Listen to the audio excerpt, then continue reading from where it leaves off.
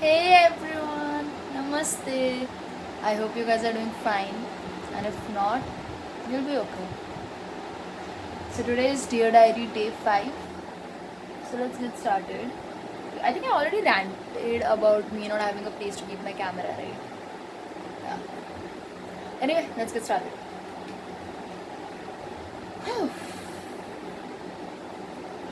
Dear Diary Day 5. Last year in September, I gave myself one of the biggest gifts till date. I went to a therapist. The reason I had to be emotionally blackmailed to go to therapy wasn't that I didn't believe in therapy, or it wasn't because I felt like I don't need this and all of those stereotypical misconceptions.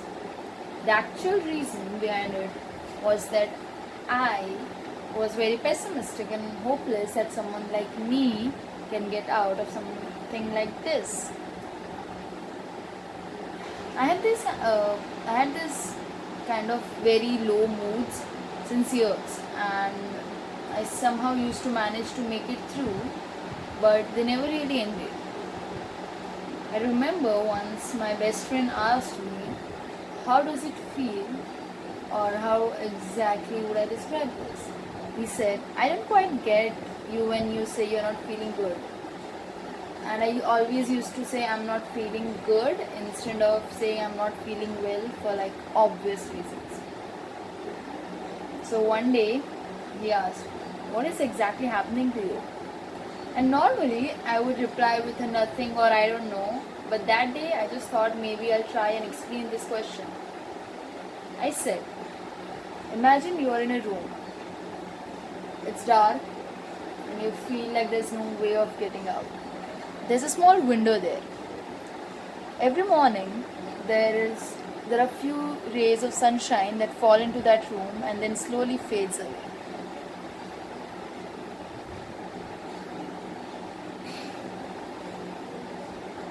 For that very small fraction of time you think and you feel like you can smile, and you do, but you don't feel like you have a reason to get up and go there. And by the time you can see that sunshine again, it's dark. There might also be a door, but who knows, right? But a few days later, I decided to go for my first therapy session. Like few days after this conversation happened.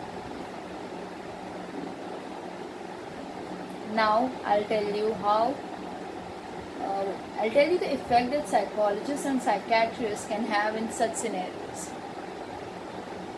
Let's imagine the same dark room again.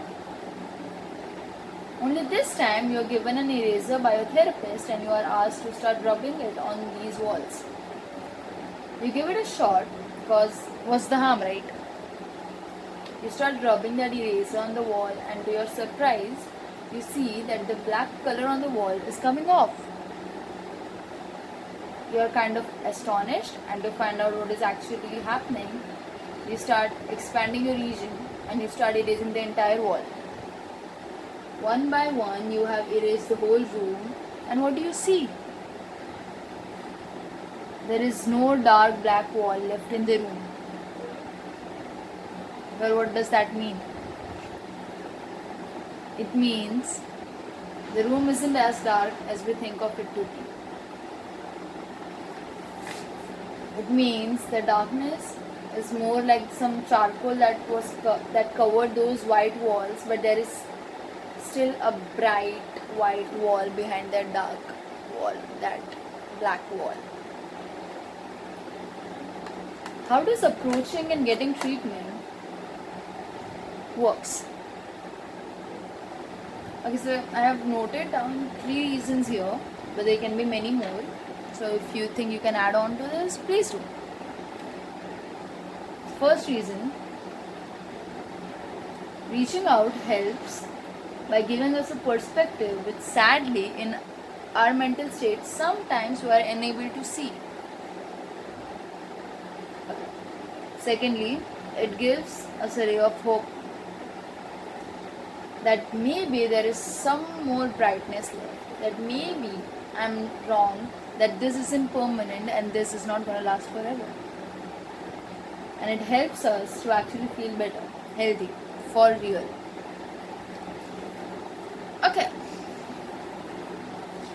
So I hope my therapist watches this. She's going to be so proud with the analogy that I used. Okay, anyway. Right.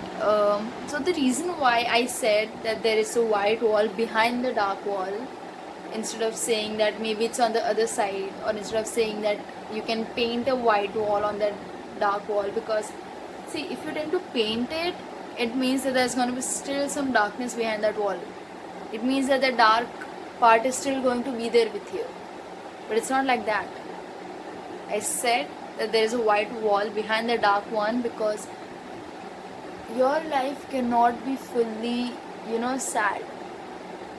And I am not giving you false hope, or I'm not talking, or I'm not preaching anything which is something that I read on the internet, or something that I read in books and then just come and talk here. I know this because there have been days when I did not get up to switch the lights on, or I skipped meals, and I had to, I was kind of starving. I did not get up to drink water or open the curtains. I'm not even kidding when I say this. There were days when I did not even know that it's a Sunday or a Saturday or a Monday, because I was just there and nothing motivated me enough to get up. So when I say this, that I'm here talking to you about this, when I say that there is light at the end of the tunnel, trust me, I have seen it. And if I can, you can. So today, Dear Diary, I made this one because recently I have been talking to people, and I've been noticing that they are not going through their best of times, and there are certain helplines and telephonic sessions that you can have with certain people who can help you professionally. But then people are very reluctant to go. So that's why I want you guys to know that if I'm saying it, it's because I've lived through it. I'm not just talking stuff because I think it's cool. Secondly, that's one reason.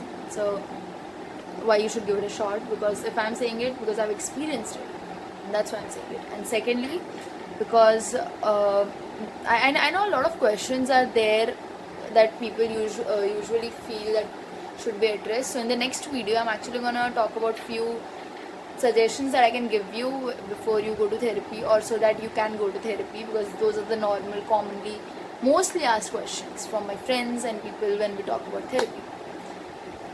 So that's all for today. Hope you guys are fine, and if not, as I say, you'll be okay. So stay strong, people, stay safe, and see you soon. Until then, bye bye. Take care.